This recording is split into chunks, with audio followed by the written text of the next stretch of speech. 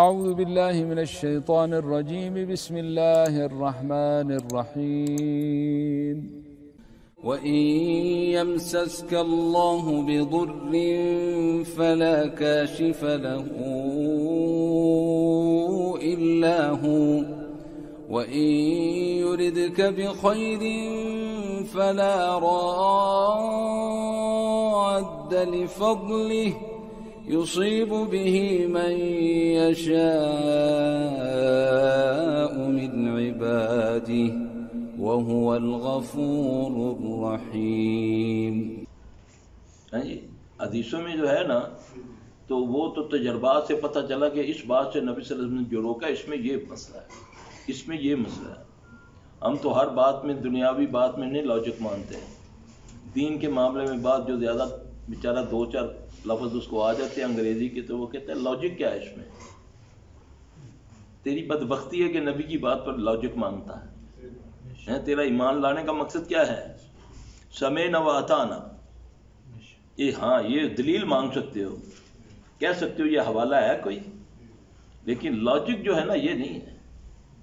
تو اس لیے میرے بھائی اللہ کے نبی صلی اللہ علیہ وسلم ہمیں ان چیزوں سے بچانے کے لیے آئے. شیطان کا تعارف بھی کرایا نبی صلی اللہ علیہ وسلم نے، اس سے بچنے کے طریقے بھی بتائے رسول اللہ صلی اللہ علیہ وسلم نے. ہماری بد نصیبی ہے کہ ہم نے ان چیزوں کو لیا ہی نہیں. نہ ہمیں پتہ ہے غسل کیسے کرنا ہے، نہ ہمیں پتہ ہے وضو کیسے کرنا ہے. میں آپ کو صحیح کہتا ہوں، کچھ ایسی چیزیں وضو میں ہم نے شامل کی ہوئی ہیں جو سنت سے ثابت ہی نہیں. وضو دین ہے، دین کی بات ہے جو نبی پر اترا.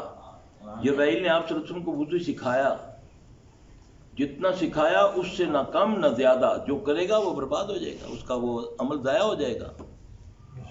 یہ کیا بھولے سے اس نے کچھ کر دیا. کم سے کم ایک بار ہاتھ دھونا، زیادہ سے زیادہ 3 بار. اگر اس سے زیادہ دھو گے تو تمہارا وضو باطل ہو جائے گا. ایک بیمار ہے، بعض لوگوں کو وسوسہ ہوتا ہے پانی ضائع کرنے کا. بعض لوگ بیٹھے، عورتیں مرد جو ہیں جن کو یہ تکلیف ہوتی ہے، شیطان ان کے دل میں ڈالتا رہتا ہے کہ نہیں ابھی تمہارا یہ خشک ہے، ابھی صحیح طریقے سے پاک نہیں ہوئے. وہ سارا 2-3 گھنٹے ٹینکی مسجد کی خالی ہو جاتی ہے. ایسا ہے نا، اس کا علاج بتایا نبی صلی اللہ علیہ وسلم. آپ نے فرمایا جب تم دیکھو تمہیں یہ وضو میں وسوسے ڈال رہا ہے، تم پڑھ لو اعوذ باللہ من الہام. اس جن کا، اس شیطان کا نام بتایا رسول اللہ صلی اللہ علیہ وسلم. اعوذ باللہ من الہام مشکل ہے، سنا کبھی؟ سنانے والوں کو بھی نہیں پتا، کیونکہ انہوں نے تو حلووں کے اوپر رکھا نا زور کہ مجھے کیا ملے گا، تیرا بیڑا گرک ہوتا تو ہونے دو.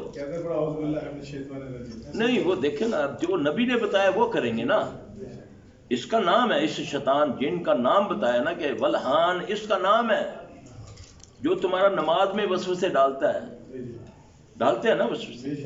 ایک بندہ کہتا ہے جی میں جب بیٹھا رہتا ہوں، جب وضو کرتا ہوں تو ایک دم پیٹ میں ہوا شروع ہو جاتی ہے. ایسا ہوتا ہے نا، ایسا لگتا ہے جیسے پیشاب کا قطرہ آنا شروع ہو گیا.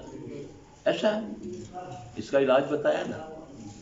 ہم نے نبی صلی اللہ علیہ وسلم کو فالو کب کیا ہے؟ ہم نے تو بڑوں کو فالو کیا اپنے. ہمارے بڑے ایسا کرتے ہیں، ہم اس لیے ایسا کرتے ہیں. دین میں بڑوں کی دلیل نہیں ہوتی. کوئی بڑے سے بڑا بھی آ جائے محمد صلی اللہ علیہ وسلم کے ساتھ نہیں مل سکتا، یہ یاد رکھنا. اس کو دین کہتے ہیں. اب آپ نے فرمایا مجھ کو جب وضو سکھایا جبرائیل نے، اللہ کے نبی صلی اللہ علیہ وسلم آتے ہیں. مجھ کو وضو کس نے سکھایا؟ اللہ کی طرف سے. جبرائیل اللہ کی طرف سے آتے ہیں. تو وضو کرنے کے بعد چلو پانی کا لے کر اپنے آسن پر چھینٹے مار لیں. یہ تمہاری ان ساری بیماریوں کا علاج ہے. نہیں، حدیث میں ہے. ہم نے وہ چیز شامل کر لی، یہ ثابت ہی نہیں ہے وضو میں. یہ کہاں سے لے لیا؟ جی کوئی ثابت کر کے دکھائے نا. نہیں جی ہمارے بڑے کرتے تھے. جو وضو طریقہ جو نبی صلی اللہ علیہ وسلم کی بات ہے، اس سے کم کرو گے تب بھی برباد ہو جاؤ گے، اس سے زیادہ کرو گے تب بھی. آپ نے فرمایا حوض کوثر پہ قیامت کے روز میں اپنی امت کو پانی پلاتا ہوں گا. میری امت کے گروہ در گروہ میری طرف آتے جائیں گے.